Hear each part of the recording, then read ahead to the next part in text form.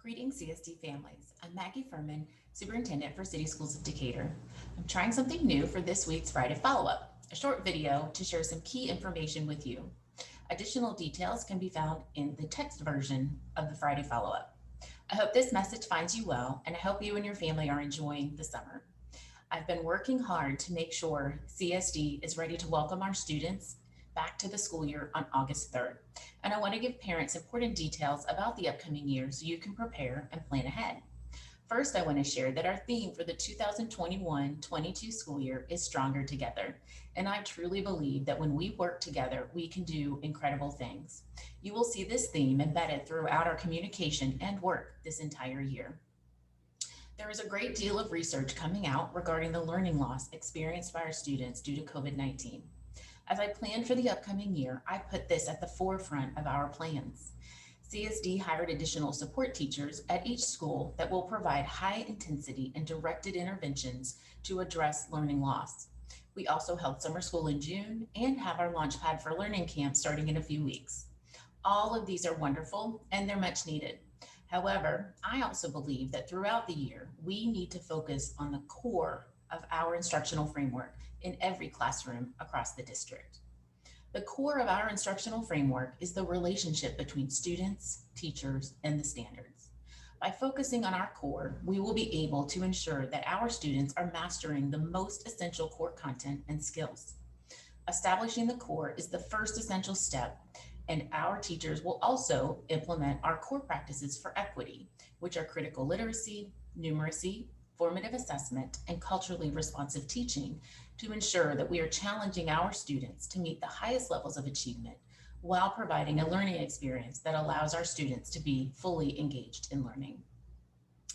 I will be reviewing the academic achievement data each month with school and district leaders to analyze how our students are performing in reading and math throughout the year. I cannot wait until the end of the year to see how our students perform on the end of the year assessments to determine if the additional supports, focused instruction, resources, and training are moving us towards our goal of equitable outcomes for students. I need to look at student performance regularly throughout the year so our teachers can provide real-time, high-intensity interventions when students who are not meeting expectations have been identified. While I'm focused on learning outcomes, I also need to ensure that our students students and staff have a safe learning environment. In May, I shared an overview of core mitigation strategies to prevent the spread of COVID in our schools for the upcoming school year. Most of the strategies I shared in May will remain in place exactly as I presented, including mandatory masks for staff and students in our schools. Behind me, you can see all my marathon and half marathon medals. If you've never run a road race, please know they give a medal to everyone who crosses the finish line. Those are not medals for winning a race. If you have run a marathon, you know the hardest part of a marathon are those last few miles.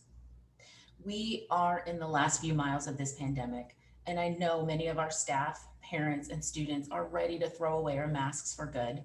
Now that we are so near the end, I need your support more than ever to join with me so we can get through the end of this pandemic stronger together.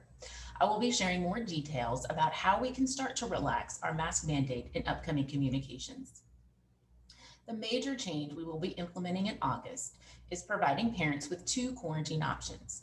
First, I want to make sure you understand the difference between isolation and quarantine.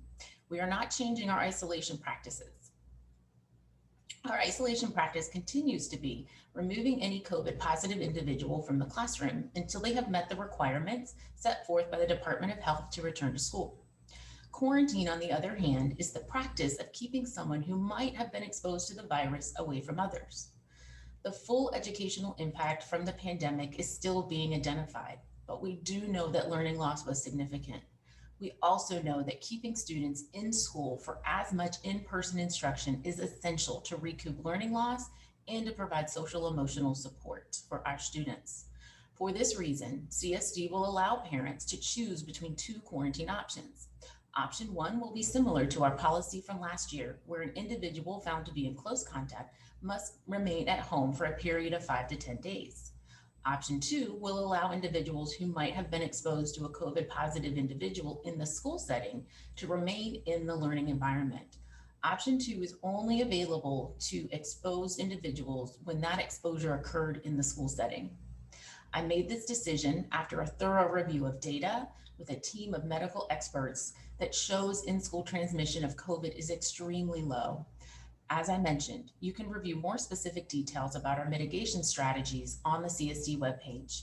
I will also be holding a town hall July 8th at 6:30 p.m. to answer questions from parents, staff, and community members. I'm thankful to Doug Faust at DHA for hosting this town hall event for us at the newly renovated community center so that our families living in this neighborhood can attend in person. All other attendees can watch the town hall via Zoom.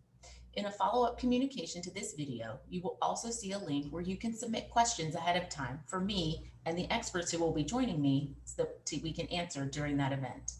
I've spent the last 10 weeks reviewing recommendations, guidance, stakeholder feedback, and data to develop these plans. I also spoke with other metro area superintendents about their mitigation plans for the upcoming year.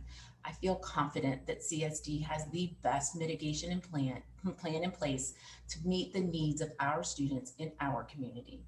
I prioritize what is best for students when I make decisions. Finally, we'll be sending out a checklist for parents soon to make sure that every parent knows all the items that need to be completed prior to the first day of school on August 3rd. This is going to be an amazing year for our students and for our school district. I'm honored to serve as a superintendent for City Schools of Decatur, and I look forward to providing our students with an educational experience second to none. Enjoy the rest of your summer, and as always, please reach out if you have any questions. All the best to you and your family.